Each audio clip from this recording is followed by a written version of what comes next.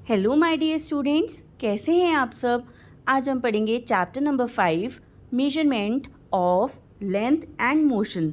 बच्चों, अगर हमें किन्हीं दो प्लेसेस के बीच का डिस्टेंस जानना हो तो हम उसे कैसे कैलकुलेट करते हैं, या अगर मेरे पास दो कार्टन्स हैं और मुझे ये जानना है कि कौन सा हैवियर है तो हम उसे कैसे पता लगाएंगे।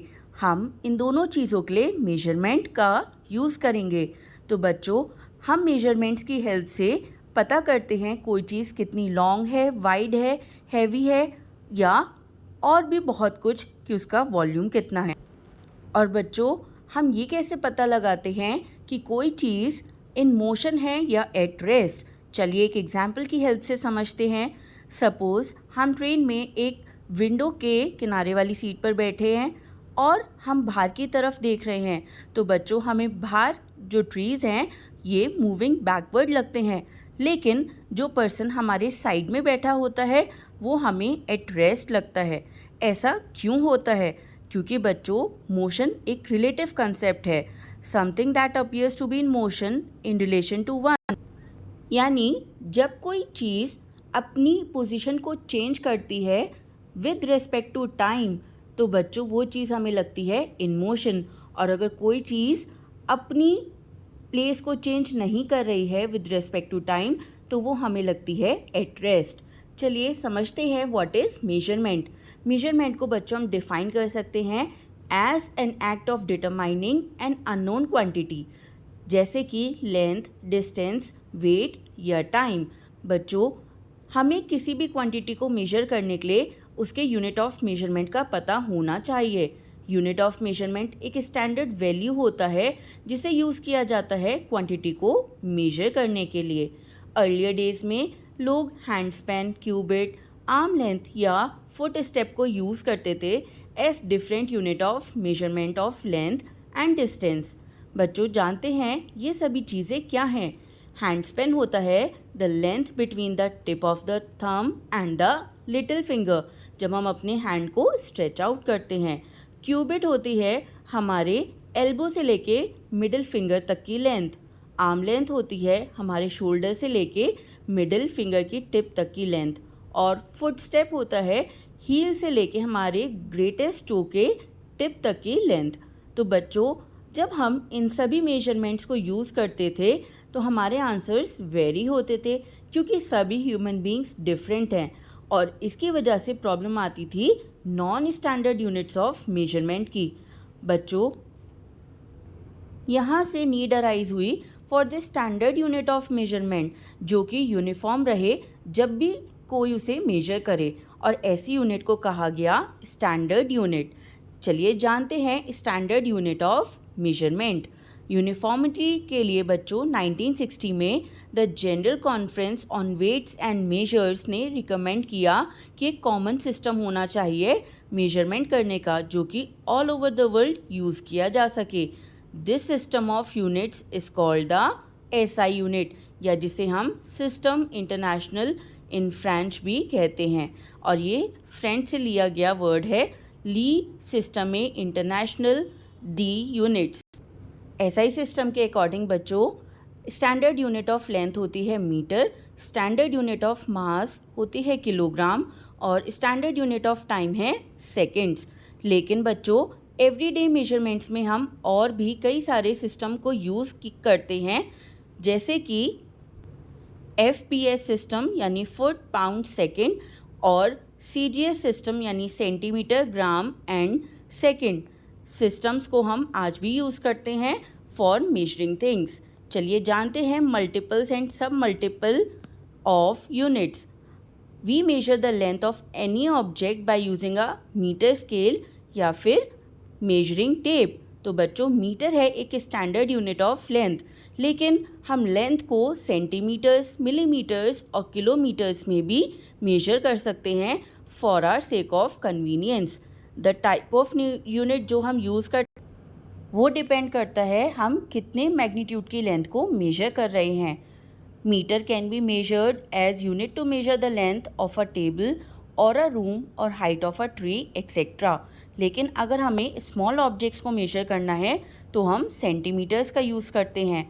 बच्चों 1 मीटर को 100 डिविजन्स में जब इक्वली डिवाइड किया जाता है तो 1 डिवीजन बनता है centimetre. That means 1 metre is equal to 100 centimetre.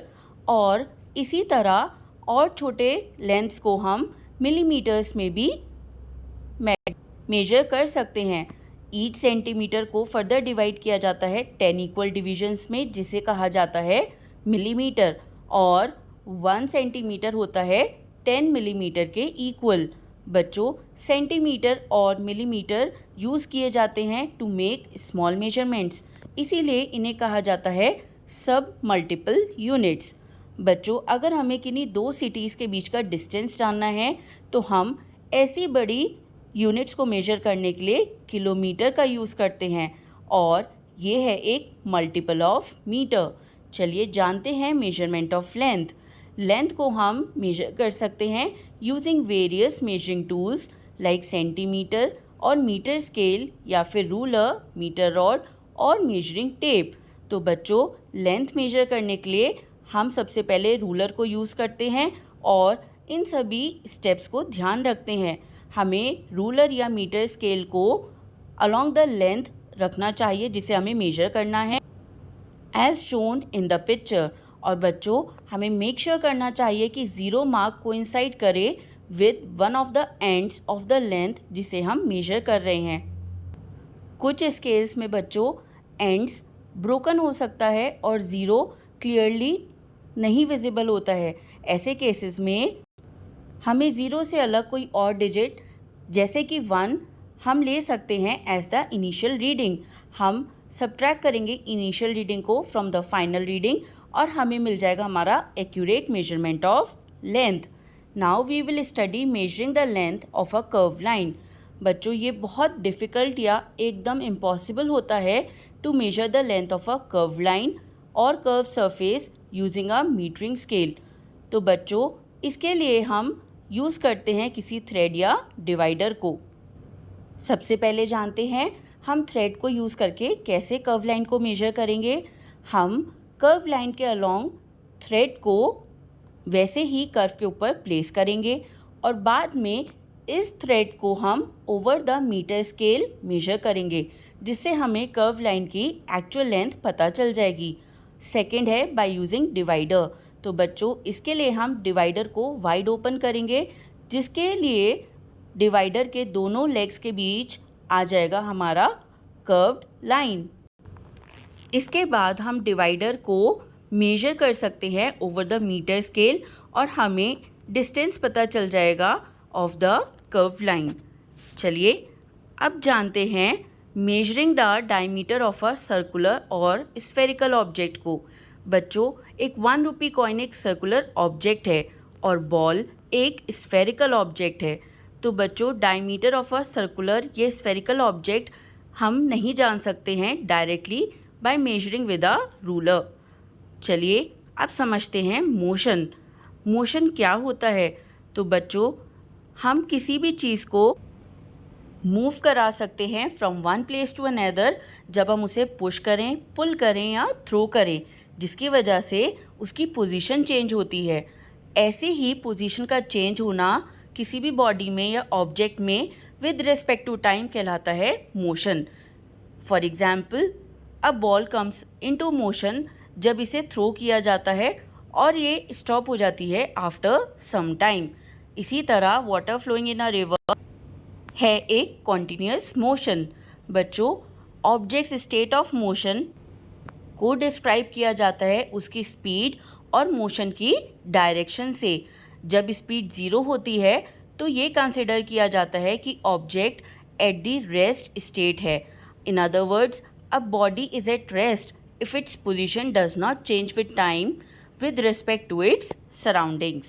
चलिए अब जानते हैं types of motion. There are many types of motion जैसे translatory motion, linear motion, circular motion and random motion है इसके अंदर। rotatory motion या जिसे हम rotational motion भी कह सकते हैं। Next, rolling motion, periodic motion and auxiliary and vibratory motions. चलिए बच्चों, सबसे पहले जानते हैं व्हाट इज़ ट्रांजिटरी मोशन। जब पूरी बॉडी में मोशन होता है एज अ होल और बॉडी का हर पॉइंट सेम डिस्टेंस से मूव करता है, तो इसे कहते हैं translatory motion. The motion of a car, that of a falling Apple, ये सभी हैं ट्रांसलेटरी मोशन। बच्चों, ट्रांसलेटरी मोशन 3 टाइप्स के होते हैं। लीनियर मोशन या जिसे कहते हैं रेक्टिलिनियर मोशन, इसमें बॉडी का मूवमेंट होता है along a straight line. Second होता है कर्वीलिनियर मोशन, जिसमें बॉडी मूव करती है एक कर्व्ड पाथ पर। और थर्ड होता है रैंडम मोशन, जिसमें कोई भी फिक्स शेप नहीं होती है। जो ऑब्जेक्ट है ये डिसऑर्डरली मैनर में अपनी डायरेक्शन को चेंज करता है। For example, motion of an ant और motion of a football player on the ground, ये दोनों ही हैं रैंडम मोशन के एग्जाम्पल। नेक्स्ट हम पढ़ेंगे रोटेटरी और रोटेशनल मोशन। बच्चों, एक बॉडी में जब मोशन होता है, एवरी पार्टिकल में on it moves along a circular path या अबाउट अ फिक्स्ड एक्सिस, तो ऐसे मोशन को कहते हैं रोटेटरी मोशन। इसके एग्जाम्पल्स हैं motion of a merry go round, motion of a potter's wheel, rotation of the earth on its axis, etcetera. चलिए अब जानते हैं रोलिंग मोशन। बच्चों, ऐसा मोशन जिसमें बॉडी अंडरगो करती है both translatory as well as rotatory motion, तो ऐसे मोशन को कहते हैं rolling motion. Example, movement of a drill, movement of a bicycle wheel. Our next motion is periodic motion. ऐसा मोशन जो खुद को रिपीट करता है after a fix interval of time कहलाया जाता है periodic motion. Example, motion of a pendulum of a clock. Next है ऑक्सिलेटरी एंड वाइब्रेटरी मोशन। बच्चों, जब एक body to and fro motion observe करती है अलोंग द सेम पाथ, तो इसे कहते हैं ऑक्सिलेटरी मोशन। ये एक काइंड ऑफ पीरियोडिक मोशन होता है और इसके एग्जाम्पल हैं a child on a swing and motion of pendulum of clock. Small और rapid to and fro movement of a body जो कि उसके मीन पोजीशन से होते हैं, इसे कहा जाता है vibratory motion. Vibratory motion sound produce करता है। Example, the strings of guitar. चलिए अब समझते हैं different motions at the same time. बच्चों, एक ऑब्जेक्ट एक समय पर एक से ज़्यादा मोशन शो कर सकता है। एग्जाम्पल, अर्थ सन के अराउंड रिवॉल्व करती है, तो इसलिए ये हो गया एक सर्कुलर मोशन।